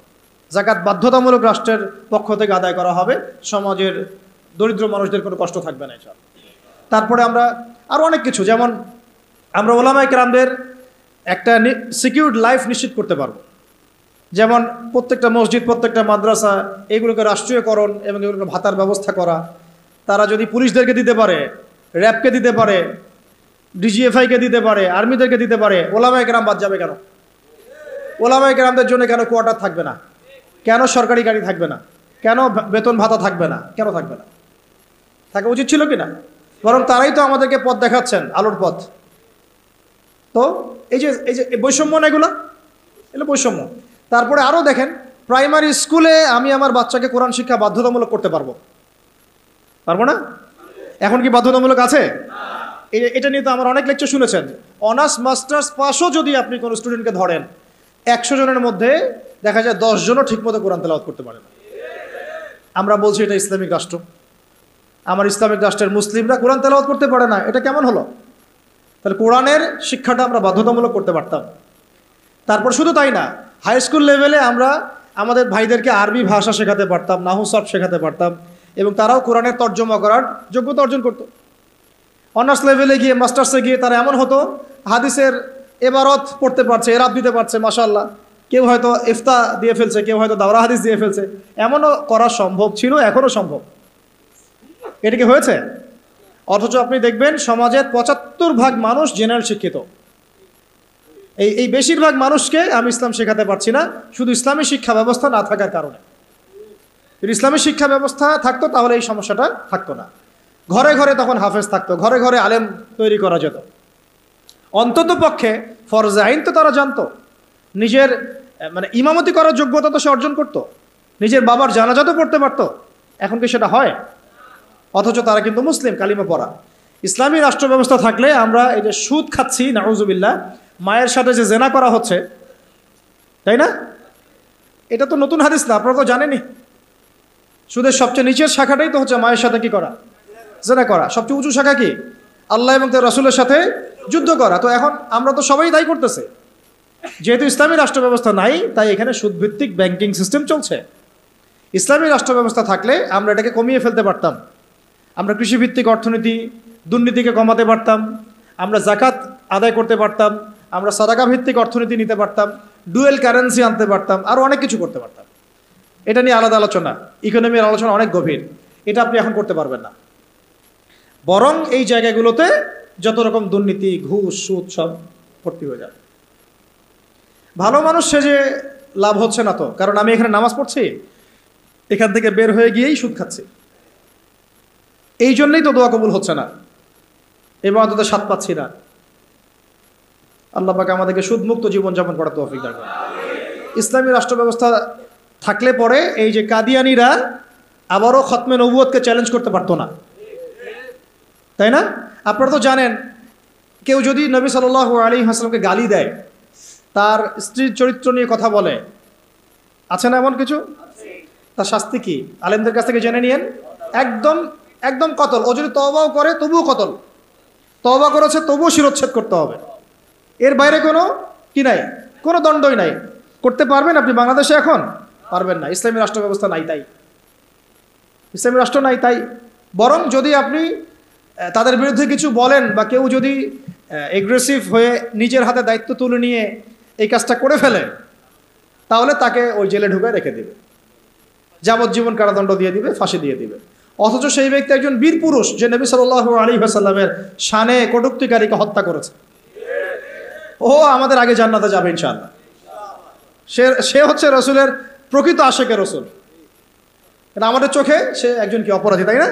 এই হলো সেকুলার রাষ্ট্র এবং অনইসলামিক রাষ্ট্রের, ইসলামী রাষ্ট্র না থাকার কুফর এগুলো। তো যাই হোক, এখন আপনারা জানেন সাতেম, এটাকে বলা হয় সাতেমে রসুল। তো সাতেমে রসুলের শাস্তি যদি এটা হয়, তাহলে যে নবুয়ত দাবি করতেছে ওর কি শাস্তি হয়? আপনারা বলেন তো কোনটা বড় অপরাধ? দেখি বুদ্ধি কত আপনাদের। কেউ একজন নবী সাল্লাল্লাহু আলাইহি ওয়াসাল্লামকে গালি দিচ্ছে, এটা তো মহাপাপ, বিশাল অপরাধ, হত্যাযজ্ঞ। আর একজন গালি দেয় নাই, কিন্তু সে নিজেই নিজেকে নবী দাবি করতেছে নবী সাল্লাল্লাহু আলাইহি ওয়াসাল্লামের পরে। বলেন তো, তাহলে এই যে এদেরকে কয়বার ফাঁসি দেওয়া দরকার ছিল? ওরা আমাদের এখানে ব্যবসা করতেছে, ওই যে বললাম, বাথরুমের বদনা থেকে শুরু কইরা আপনার বাসার বেড পর্যন্ত ওদের কোম্পানির। বিকল্প ফিকিরটা কোথায়? এদেরকে স্পেসটা কে করে দিল? তো নিশ্চয়ই মুসলিম রাষ্ট্রের প্রধান। আর মুসলিম রাষ্ট্রের যারা দায়িত্বশীল ছিল, তাদেরকে রাষ্ট্র ক্ষমতায় উঠিয়েছে কারা? গরু, ছাগল, হাঁস, মুরগি, না আমরাই, নাকি জিনরা উঠাই নিয়ে গেছে ক্ষমতায়? তাহলে এই সমস্ত তাদের কৃতকর্মের সমস্ত পাপের দায়ভারের একটা অংশ আমার কাঁধে আসবে কি না কিয়ামতের মাঠে? বাস দেওয়ার জন্য প্রস্তুতি নেন। তাহলে এখন বাংলাদেশের মানুষের এটা, আমাদের দেশের মানুষের এটা হচ্ছে একটা প্রাপ্য। এই জুলুমগুলো আমাদের প্রাপ্য, কারণ আমরাই জালেমদেরকে উপরে উঠেছি। এটা আমাদের প্রাপ্য, আমরা রিজার্ভ করি এটা। আল্লাহ পাক আমাদের যে কবে মাথা খুলবেন আল্লাহই ভালো জানে। এখনও সময় আছে, চোখ খুলেন, চোখ খুলেন। এই চোখ না, এই যে এই চোখ খুলেন। কোন চোখ খুলেন? দিলের চোখ খুলেন, বোঝার চেষ্টা করেন। আপনি যদি একজনকে উঠাই দেন উপরে, যে ওখানে গিয়ে দুর্নীতি করছে, করাপশন করছে, সমকামিতা চালু করছে, সুদ চালু করতেছে, এই নাস্তিকদেরকে স্পেস দিচ্ছে, হ্যাঁ, কাফেরদের দালালি করতেছে, ওর সমস্ত গুণের একটা দায়ভার আমার কাঁধে আসবে। এটা তো অবশ্যই ফতোয়ার মধ্যে পাওয়া যায়, কারণ আমি তাকে সাপোর্ট করেছি, সমর্থন করেছি। কোনো কোনো সময় তো বহু দাড়ি টুপিওয়ালা তাদের দালালিও করেছে, করে নাই? তাদের পক্ষে কথা বলেছে, স্পেস দিয়েছে। পক্ষে কেন বলতে যাব? কিছু বলার নাই, অন্তত চুপ করে থাকি। মানুষ বুঝে নেবে যে আমি কেন চুপ করে আছি। মানুষ তো বুঝে কেন চুপ করে আছে, মানুষ বুঝবে। যাই হোক ভাই, ইসলামী রাষ্ট্র ব্যবস্থা থাকলে এরকম অনেক সুফল আছে। সালাত কায়েম করা যাবে, যাকাত কায়েম করা যাবে, হজ সহজ করা যাবে, সিন্ডিকেট কমায় ফেলা যাবে, রাষ্ট্র থেকে হজ করানো যায়। কিন্তু খলিফা মামুনুর রশিদের নাম শুনেছেন কিনা, এবং হারুনুর রশিদ তার নাম শুনেছেন কিনা? এরকম অনেক আব্বাসীয় খলিফা ছিলেন যারা প্রতি বছর রাষ্ট্র ব্যবস্থার মধ্য দিয়ে এরকম হাজার হাজার মানুষের ফ্রিতে হজ করাতেন এবং হজের খরচ নিজে বহন করতেন, রাষ্ট্র দিয়ে বহন করাতেন। তারপরে এই যে বললাম, মসজিদ মাদ্রাসাগুলো উন্নয়ন করা সম্ভব, শিক্ষাক্ষেত্রে ইসলাম নিয়ে আসা সম্ভব, ব্যাংকিং সেক্টরে ইসলাম নিয়ে আসা সম্ভব, সমাজ ব্যবস্থায় ইসলাম বিরোধী সমস্ত মতবাদকে সরিয়ে ফেলা সম্ভব, ইসলাম বিদ্বেষী অপতৎপরতাগুলোকে কমিয়ে ফেলা সম্ভব, এবং সবচেয়ে বড় কথা, রাজনৈতিক অঙ্গনে গিয়ে আল্লাহ পাকের জমিনে আল্লাহর সংবিধান বাস্তবায়ন করা সম্ভব। এটা সবচেয়ে বড় কাজ। শুধু তাই নয়, যদি এরকম ইসলামী রাষ্ট্র কায়েম হয়, তখন ওই রাষ্ট্রের দিকে যদি কেউ চোখ দেয়, তখন ওই চোখ উপড়ে ফেলার জন্য জিহাদও করার সুযোগ থাকে। কারণ জিহাদ তো করেছেন নবী সাল্লাল্লাহু আলাইহি ওয়াসাল্লাম মদিনা রাষ্ট্র কায়েম করার পরে, তাই না? মদিনা রাষ্ট্র কায়েম করার পরে কিন্তু সশস্ত্র যুদ্ধ হয়েছে, এটা মনে রাখবেন। মদিনা রাষ্ট্রটা কায়েম হয়ে যাওয়ার পরে কিন্তু একটা সশস্ত্র যুদ্ধ হয়েছে, গাজওয়া হয়েছে, সারিয়া হয়েছে, বদর, উহুদ, খন্দক, এগুলো হয়েছে। মক্কাতে কিন্তু এই যুদ্ধটা হয় নাই। মক্কায় হয়েছিল? মক্কায় কিন্তু যুদ্ধটা হয় নাই। মদিনায় হিজরত করে যাওয়ার পরে সেখানে তিনি রাষ্ট্র গঠন করেছেন, সামরিক বাহিনী শক্তিশালী করেছেন, অস্ত্রশস্ত্র নির্মাণ করেছেন, রাষ্ট্রের নিরাপত্তার স্বার্থে সারিয়া অভিযান হয়েছে। এরপরে কাফেরদের উপর আক্রমণগুলো হয়েছে। আর যদি কোনো কাফের আক্রমণ করতে আসতো, আমরা একদম উচিত শিক্ষা দিয়ে পাঠাইতাম ওদেরকে। এমন হতো না যে বর্ডারে একজন মানুষকে গুলি করে মারলো আর আমরা লাশ নিয়ে ভদ্রভাবে চলে আসলাম। এমন কাপুরুষ কখনো ইসলামিক রাষ্ট্র ছিল না, বরং একটা লাশ ফেললে আমরা 10টা ফেলে দিতাম। এরকম ছিল আমাদের জজবা, আমাদের অবস্থা। আল্লাহ পাক আমাদেরকে বোঝার তৌফিক দান করে নেন। তো ইসলামী রাষ্ট্র ব্যবস্থা থাকলে তখন রাষ্ট্রীয় আমির রাষ্ট্রীয় সেনাবাহিনী দিয়ে, আওয়ামদেরকে দিয়ে প্রয়োজনে সশস্ত্র যুদ্ধের অবস্থায়ও ভূমিকা রাখতে পারবে ইনশাআল্লাহ। তো এগুলা ইসলামী রাষ্ট্রের বহু ফজিলত, যেটা এক বৈঠকে আলোচনা করে শেষ করা যায় না। ইনশাআল্লাহ আরেক সামনের মাসে যদি আসি আবার কথা হবে ইনশাআল্লাহ। একদিন 2 দিন আলোচনা করে এগুলো বোঝানো যায় না। মাসিকভাবে চালু রাখতে হবে, মসজিদ ভিত্তিক, এবং পরিবেশ বজায় রাখতে হবে। এই যে এখন সুন্দর মতো বসে আছেন, কত সুন্দর মতো আলোচনাটা করা গেল। এই আলোচনাটা আমি কোনো মাহফিলে করতে পারতাম না। এই আলোচনাটা আমি কোনো মাহফিলে এখন পর্যন্ত এইভাবে করতে পারিও নাই, এই এখন যেটা পারলাম। এই জন্য বলি, মসজিদ ভিত্তিক এইরকম তালিমি বৈঠকগুলো, হালাকাগুলো বাড়ান, ইনশাআল্লাহ দিন কায়েম হয়ে যাবে ইনশাআল্লাহ। আর এখন একটা পয়েন্ট হচ্ছে, যদি না থাকে ইসলামী রাষ্ট্র, তাহলে ক্ষতিগুলো কি হয়? প্রথম ক্ষতি হচ্ছে নামাজ কায়েম হবে না। ব্যক্তি জীবনে কায়েম হতে পারে, রাষ্ট্রীয়ভাবে কায়েম হবে না। যাকাত বাধ্যতামূলক তোলার কোনো সুযোগই নেই, বরং যাকাতের কথা বাধ্যতামূলক বললেও আপনাকে ধরে নিয়ে যাচ্ছে অনেক সময়, তাই না? যাকাত বাধ্যতামূলক, এটা জানে কয়জন? অনেকেই জানে না। অনেকে মনে করে যাকাত না দিলেও মনে হয় আমি মুসলিম আছি। মান ফাররাকা বাইনা সলাতি ওয়া যাকাত ফাকাদ কাফারা, যে একটা স্পষ্ট উক্তি আছে, হাদিস থেকে পাওয়া যায়, উসুল থেকে পাওয়া যায়। কেউ যদি সলাত এবং যাকাতের মাঝে পার্থক্য করে, এটা যে কুফরি। এটা কি কুফরি? তো যাকাত দিচ্ছে না, দীর্ঘদিন বছরের পর বছর যাকাত দিচ্ছে না, কোনো ফিকিরই নাই। তো ইসলামী রাষ্ট্র নাই, তাই এটা আদায় করা যাচ্ছে না। কিন্তু ওমর রাদিয়াল্লাহু আনহুর সময় যাকাত কালেকশন করার জন্য আলাদা একটা ইউনিট থাকতো, স্বতন্ত্র একটা ইউনিট থাকতো না, ডিপার্টমেন্ট থাকতো। তারা যাকাত কালেকশন করে নিয়ে আসতেন এবং রাষ্ট্রীয় কোষাগারে জমা দিতেন। রাষ্ট্রীয় কোষাগার সমৃদ্ধ হতো। এখান থেকে যাকাতে 8টা খাতে বন্টন করা হতো, ডিস্ট্রিবিউট করা হতো। একটা গরিব মানুষ খুঁজে পাওয়া যেত না। এগুলো তাত্ত্বিক কথাবার্তা নয়, দুনিয়া দেখেছে, এগুলো প্র্যাকটিক্যাল। এটা বিশ্ববাসী দেখেছে প্র্যাকটিক্যাল এগুলো। এমনকি অমুসলিম যদি কেউ ক্ষতিগ্রস্ত হতো, তাকেও যাকাতের অর্থ থেকে সহায়তা করা হয়েছে, দিনের দিকে তার কলবকে ফেরানোর জন্য এটাও করা হয়েছে। তো আর অনেকে একটা প্রশ্ন করে যে ইসলামী রাষ্ট্র ব্যবস্থা আসলে কি তাহলে অমুসলিমদের অধিকার নিশ্চিত হবে না? বরং সবচেয়ে বেশি হবে। এই তথাকথিত গণতান্ত্রিক রাষ্ট্রে, তথাকথিত সেকুলার রাষ্ট্রে এই অমুসলিমদের উপর যা জুলুম হয়েছে বা হয়, এগুলোর তো অস্তিত্ব থাকবেই না, বরং অমুসলিমরা আমাদের কাছে তখন জিম্মেদারির মধ্যে থাকবে। কেউ তাদের যদি জানমালের ক্ষতি করতে চায়, তখন আমরা তাদের পক্ষ নিয়ে লড়বো ইনশাআল্লাহ। এইটা এখন কিছু কিছু অমুসলিম এই একটা মিথ্যা প্রপাগান্ডা ছড়িয়েছে, তাদের মধ্যে ইসকন কিন্তু আছে একটা।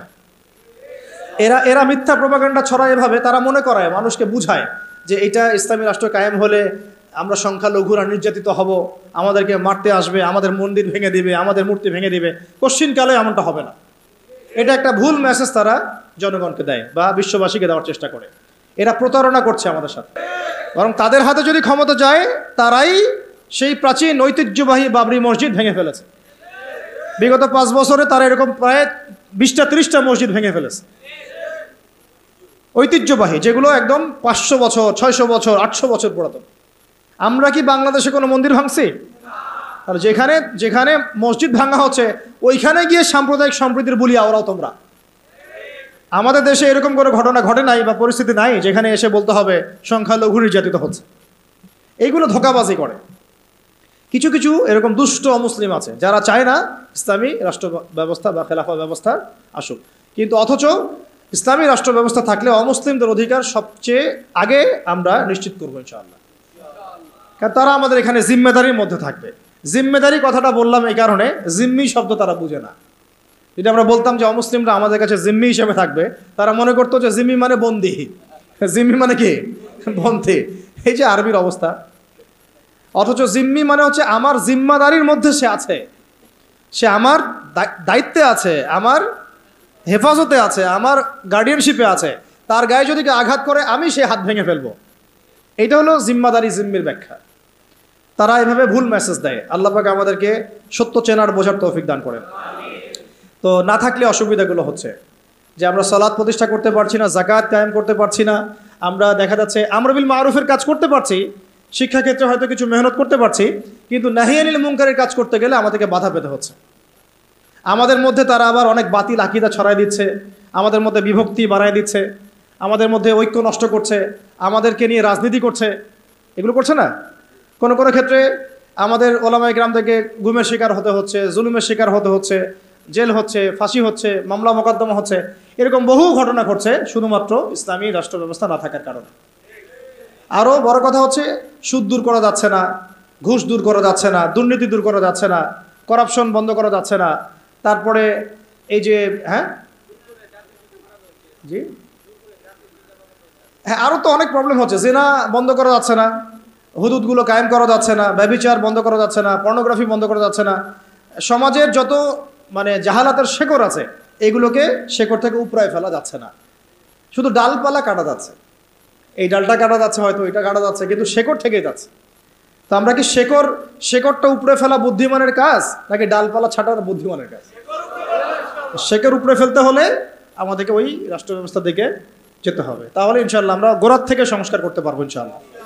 আর শেষ পয়েন্টটা হচ্ছে আমরা এটা করব কিভাবে।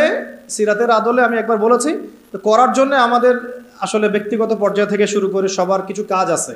সেই কাজগুলো কি কি, এই কাজগুলো একটু মুখস্থ করেন। 1 নম্বর হচ্ছে যে আমাদের সবাইকে প্রথমত দিনের শরঈ ইলম অর্জন করতে হবে। দিনের ইলম অর্জন করতে হবে। ইলম ছাড়া আমরা আসলে কিছুই করতে পারবো না। এবং ইলমটা আংশিক ইলম অর্জন করলে চলবে না, একটা পরিপূর্ণ ইলম আমাকে অর্জন করার চেষ্টা করতে হবে। এটা একদিনের বিষয় নয়, লেগে থাকতে হবে, সবর করতে হবে, ধৈর্য ধরতে হবে, আদব বজায় রাখতে হবে, আখলাক ঠিক রাখতে হবে, ওলামায়ে কেরামের সোহবত লাগবে। এই বিষয়গুলো দরকার আছে। তারপরে ইনশাল্লাহ আমরা আলেম না হতে পারলেও তালেবে ইলম হবো ইনশাল্লাহ। সবাইকেই তালেবে ইলম হইতে হবে, 1 নম্বর। 2 নম্বর হচ্ছে শুধুমাত্র তাত্ত্বিক কথাবার্তা নয়, বরং আমলে নিজেকে প্রমাণ করতে হবে। আমলটাতে নিজেকে প্রমাণ করতে হবে। আর আমলের ক্ষেত্রে একবারে বেশি বোঝা চাপিয়ে না নিয়ে অল্প অল্প করে আস্তে আস্তে সামনে আগানো। আল্লাহ তৌফিক দান করে নেন। 3 নম্বর হচ্ছে রিজিক হালাল করে ফেলতে হবে।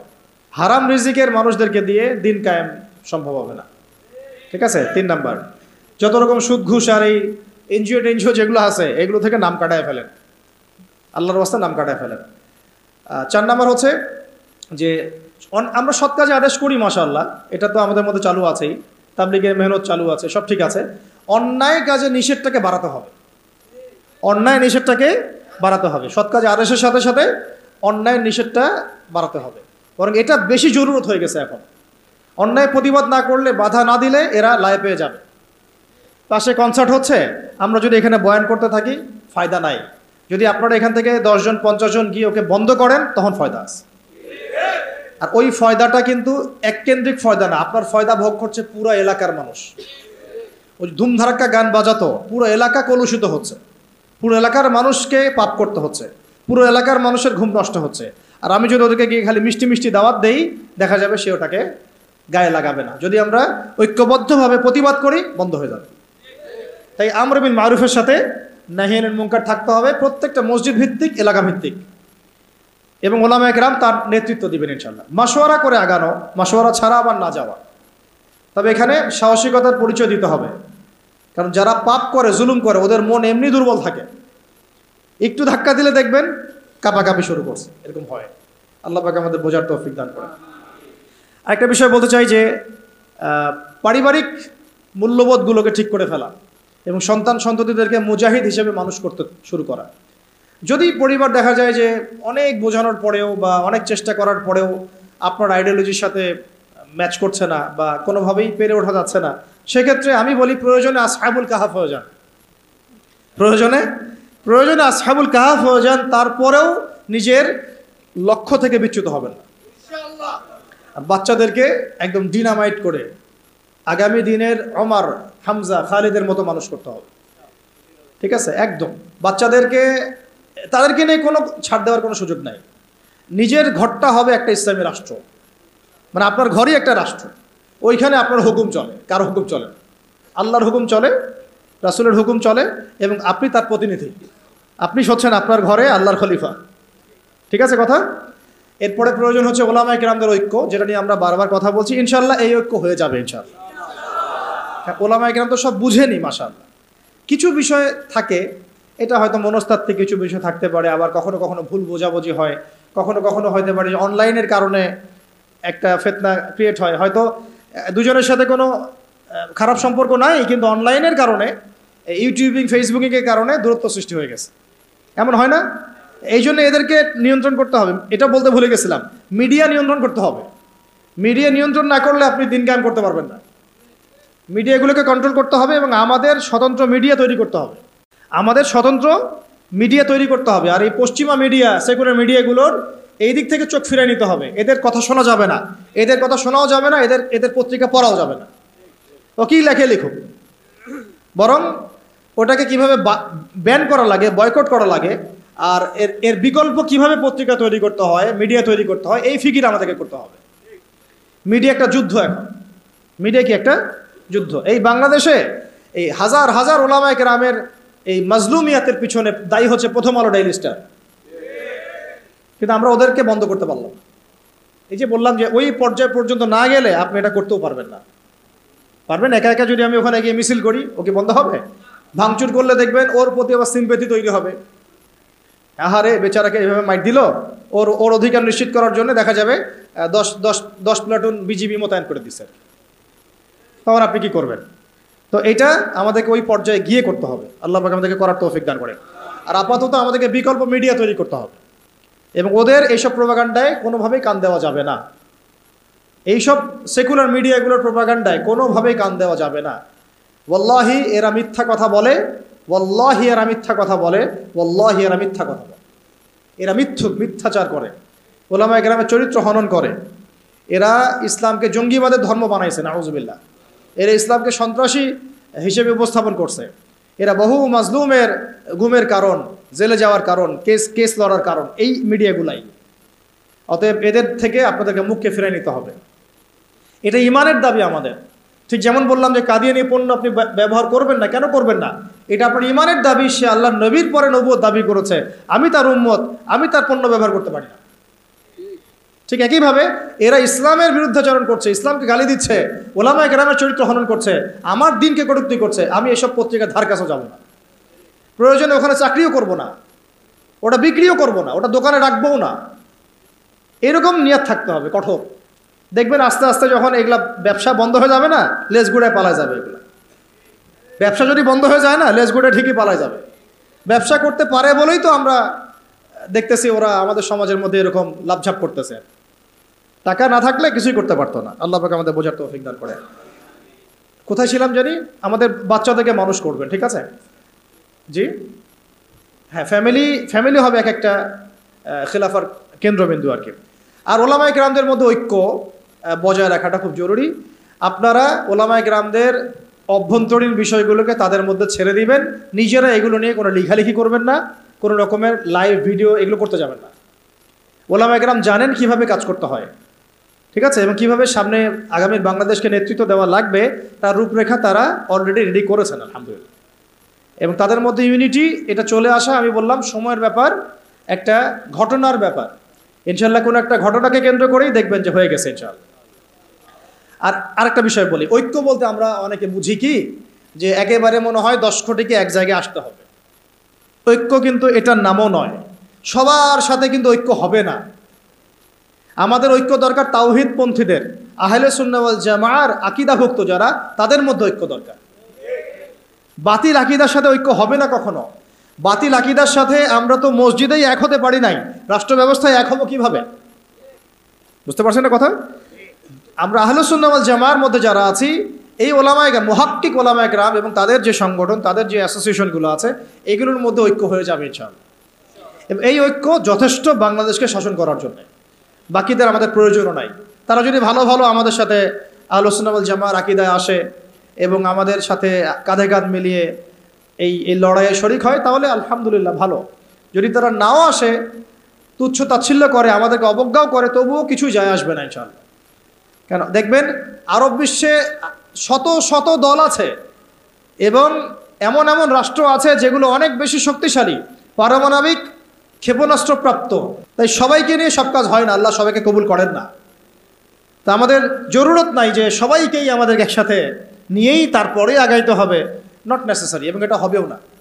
ঐক্য এভাবে হয় না। ঐক্য হবে হকপন্থী মানুষদের মধ্যে।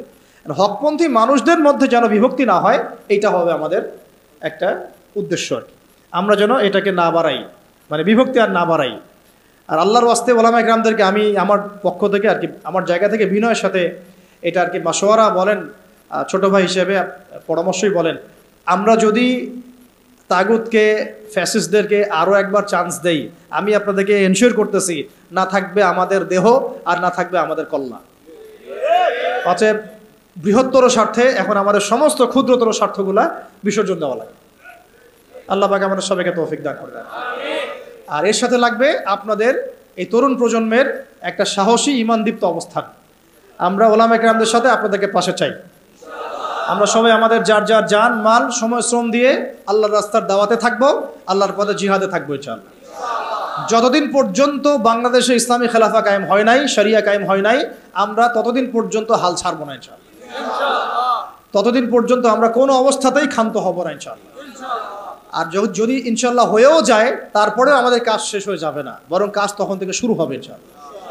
আল্লাহ পাক আমাদের সবাইকে ওই কাফেলায় শরীক হওয়ার তৌফিক দান করেন এবং এই মোবারক কাফেলায় আমাকে, আপনাকে, আমার সন্তানকে, আপনার সন্তানকে, আমাদের উলামায়ে কেরামদেরকে আল্লাহ পাক সুস্থতার সাথে, আফিয়াতের সাথে, নিরাপত্তার সাথে অংশগ্রহণ করার, জুড়ে থাকার, লেগে থাকার তৌফিক দান করেন।